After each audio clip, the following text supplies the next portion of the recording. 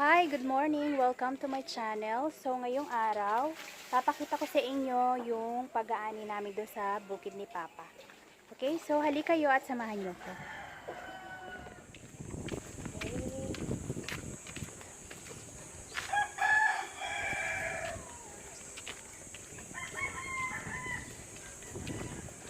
So, naglalakad kami. Medyo maaga pa, 7 AM yata, 7:30 dito ngayon. Ang pagkaman nag-house ko nga rin na palambir pa. Kita? Sige.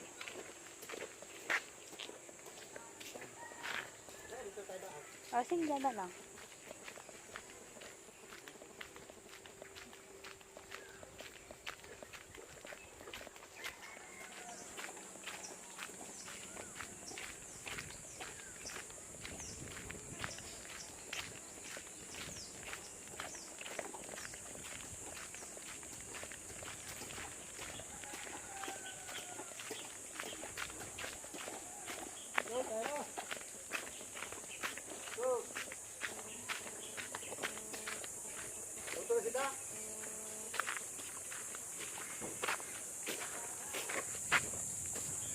Ito na? Yaon dyan. Sa? Ay, alam na yan. Alam na nga.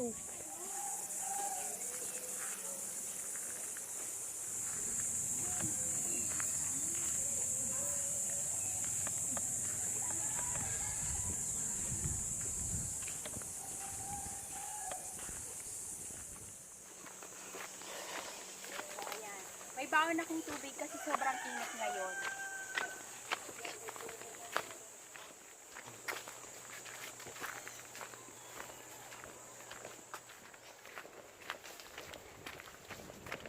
Ah.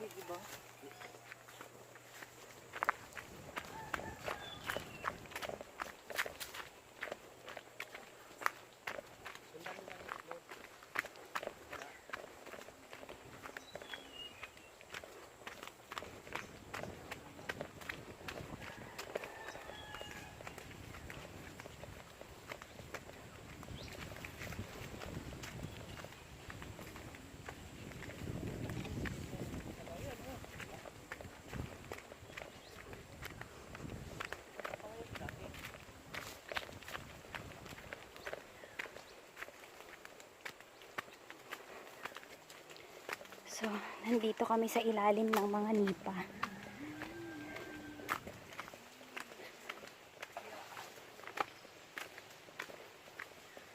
Oops. Ah. Ay, putik. Malalim. Ah.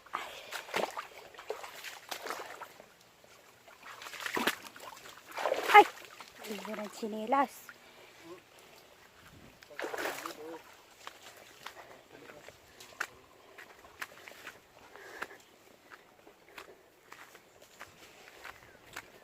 Asan na yun?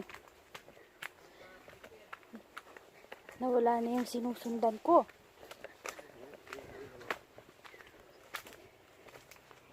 Dito?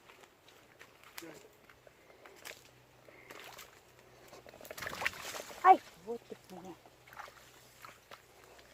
Iiwan yung tsinelas ko sa putik.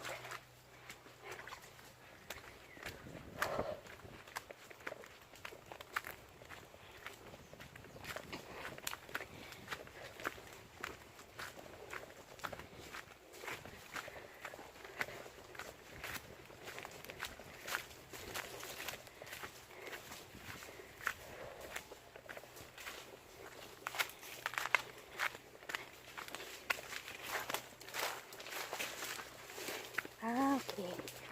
Ito na.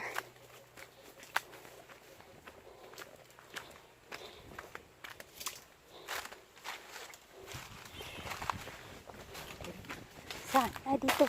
Mali ako.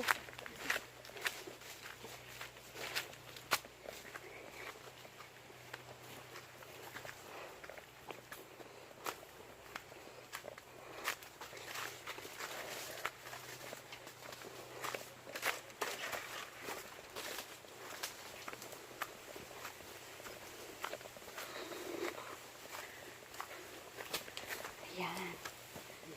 Pala yan.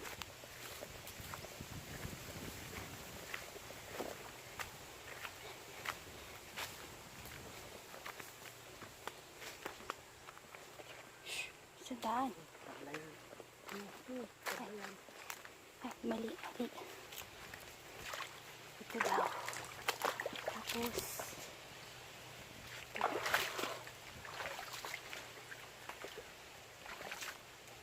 hirap tumulay.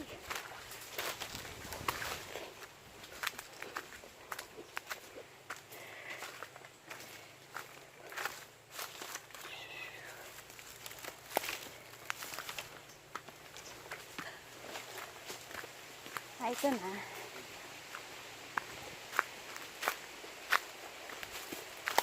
Okay, nakarating na kami. May mga tao na dun sa dulo. Ito yung palay na aanihin. Hinog na yan pa? Okay. Hindi ito lang.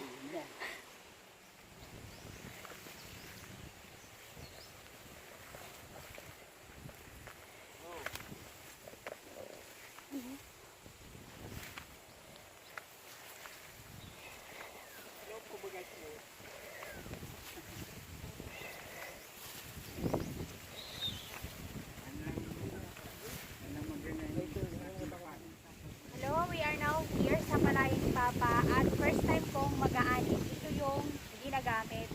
Naka-bare hands ako, hindi ko alam kung gaano ako tatagal. Okay? So, let's try. Okay. Ito. Medyo makati sa kamay. Patungo ang talim. Ayan. Okay. Ayan. Yung first na ano. Kaya lang, kumakagat sa kamay.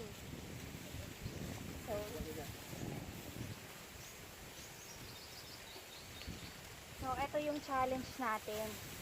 Kung gaano ako tatagal. Siguro mga 5 minutes.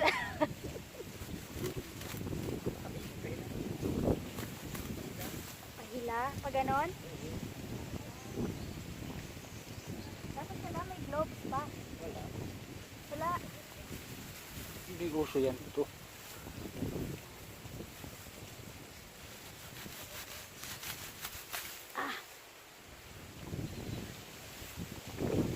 Masakit sa kamay.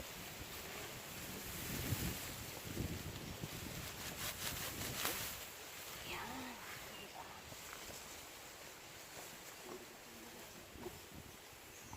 Masakit sa kamay.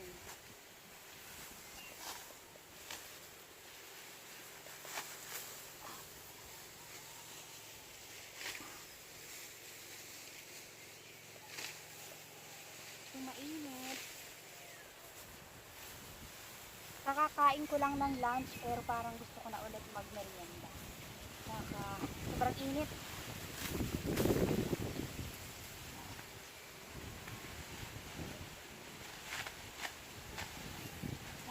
Mabagal yata ang pag-aani.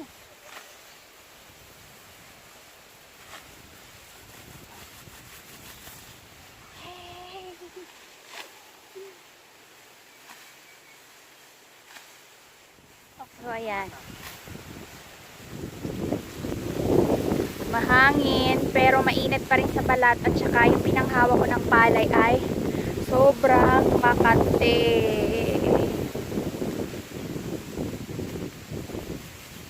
Yung kamay ko makate. So, ayan. May mga kasamahan kaming nag-aani.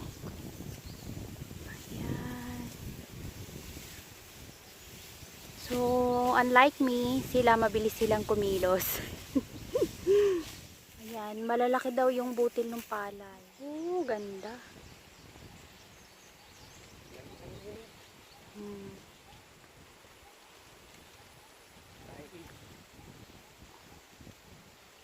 Ito yung basic way ng pagtanggal nung palay dun sa uhay. Uhay ba yun?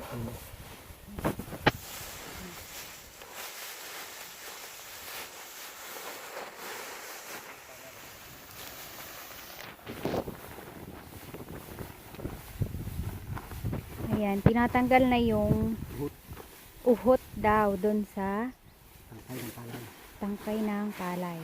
Okay.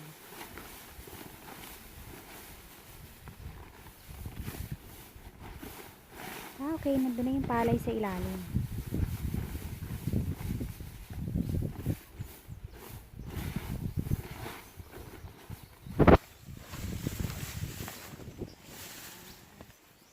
Wala nang naiwan dyan pa? Ipa na yan. Kung may Ah, naiwan. ipa. Pag naiiwan.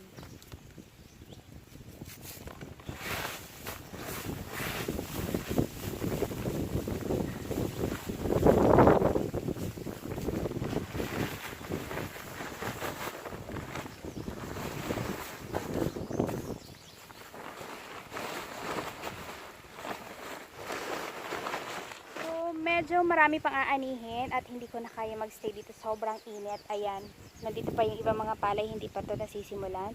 So yung mga napakita ko, yung pag-ani, first time ko mag-ani, first time ko maghawak ng gantong stalk, tsaka yung pag-giik, yun yung basic way ng pag-aalis ng palay dito sa stalk. And then pagkatapos nun, ng process na yon, hahakutin na yan and then ilalagay sa sako and then tuloy na yung pagbibilad o pagtutuyo ng palay. Tapos tsaka na siya gigilingin para maging rice. Okay? So, thank you for watching. I hope nag-enjoy kayo. And huwag niyong kalimutang mag-subscribe dito sa channel ko at maglalagay pa ako ng napakaraming video tungkol sa pag-i-stay ko dito sa probinsya.